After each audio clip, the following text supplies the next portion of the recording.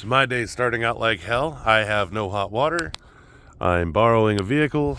Both my vehicles are down, and we need to go underneath here. And we need to. Yesterday I switched the plug-ins because the 110 outlet went out, so I put a power strip in there, and that did not fix it. So let's hop up in here. I have to dig through all of that to get to where the plug-in's at. All right, so we got everything out. And this is a little space we got. And I there's a power strip I put in, but the outlet's up there, and that left side of the outlet does not work.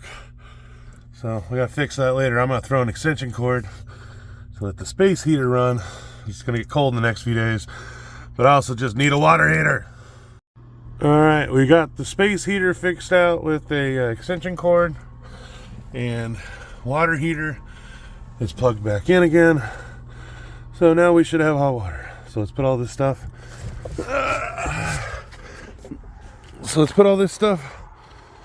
Back in, and then we'll go start working on vehicles. Now it's all packed up. Now I can actually take a shower. Yay. New caliper is ordered, and so is the new hose. I'm 90% sure what it is, and I haven't even looked at it. I had enough friends that gave me the confidence to go, okay, that's what it is. Because it has a 4-piston caliper, and it has a crossover in the middle where it goes from one side to the other. And the way they explained it makes a ton of sense. So we got a new caliper on order, and we're going to head out there and probably work on the heater core. I got to stop by the shop and go grab it and a few other things out of my truck. So let's head over there in the big white beast of doom. Yes, it does have a 5-speed, but this definitely drives like a big semi-truck. It's not got a lot of power. It's got a ton of torque, and it just slow mover. It's no Corvette. No Corvette. Definitely a change. And driving this compared to my truck, this thing feels 10 times like the size. It feels huge. But it also has a straight axle instead of independent front.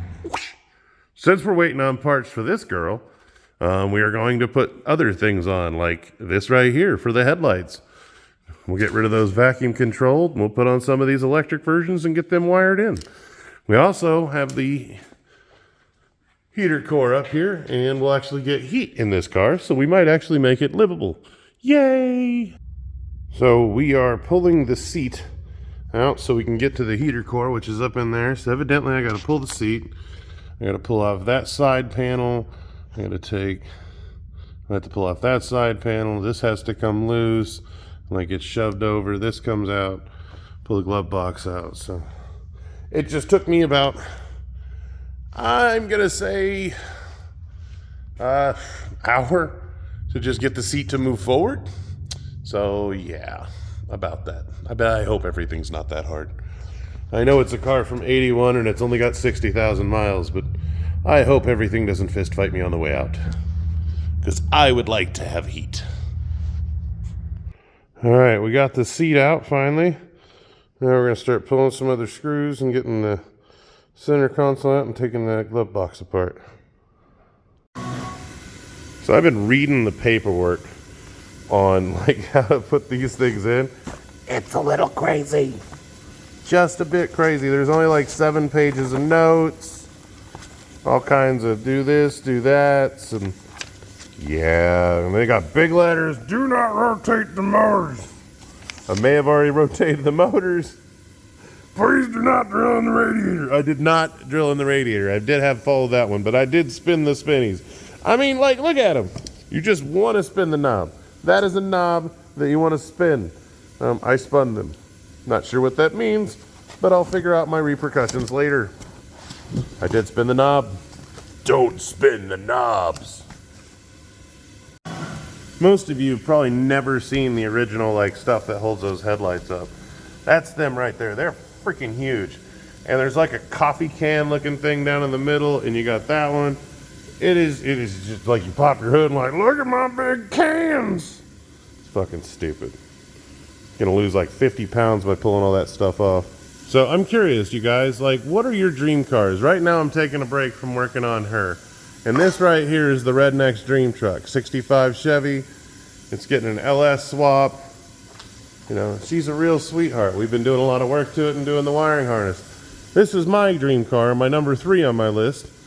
This is an 81 Corvette 4-speed. Like, yes, I plan on LS swapping it someday, but I really love this car, and one of my favorite things about this car is that it's a 4-speed. Like, that's amazing. It's so much fun. That's why I miss driving this car already. But like, what are your dream cars? Like, what do you love driving? Like, do you guys own them already? Are you cruising in them? Like, are you working your way there? Are you trying to build it? Are you collecting pieces and parts? Like, if you're gonna drive to and from work, why would you not do it in a fun car? Do it in a car you enjoy. Do it in a car that you love. You know, if you're gonna go to work and you're going to and from work, why are you driving something you don't like? Like, you should be driving something fun, something cool. These cars, you can modernize them. You can do fuel injection. You can add freaking modern engines, modern drivetrains, air conditioning, airbags, anything you want to be safe. You know, you should be enjoying your A to B drive. So, but I'm going to get back to work. I just wanted to talk about that. What I am slowly coming to realize is that to get these little plastic pieces out of here that duct the air, I'm actually going to have to pull out the driver's seat. So, let's do that. Alright, so we've got all the entire dash pulled out. All for a heater core. All for a heater core. It's crazy to me how much you gotta pull out just for a heater core. Like, in the videos, like, you can just tilt this piece up and just move it out of the way. The fuck you can tilt that piece up? There's so much fucking shit tied to every fucking thing. Everything's tied to everything. And I only hurt one little thing. I broke one tab on one little bracket, and I'll be able to fix it, so I'm not too worried. But yeah, now we can start pulling plastic pieces out. Like that one right there. That's literally the whole reason we had to wait to pull the dash. Is that plastic piece right there has to come out so I can remove the other plastic pieces so I can get to the actual dash. So I can get to actually switch out and so I can actually pull the heater core. You're probably getting a lot of light. Now I'm being blinded. Blinded by the light. I could just be smart and step over here. But no, it's about midnight. We're gonna head back to the house. I still gotta edit all these. I'm gonna come back in the morning. I've got that headlight kit, and I should be able to get the heater core in and back together and back apart, all that shit. So I love you guys, and thank you for tuning in, and I will see you tomorrow. Bye.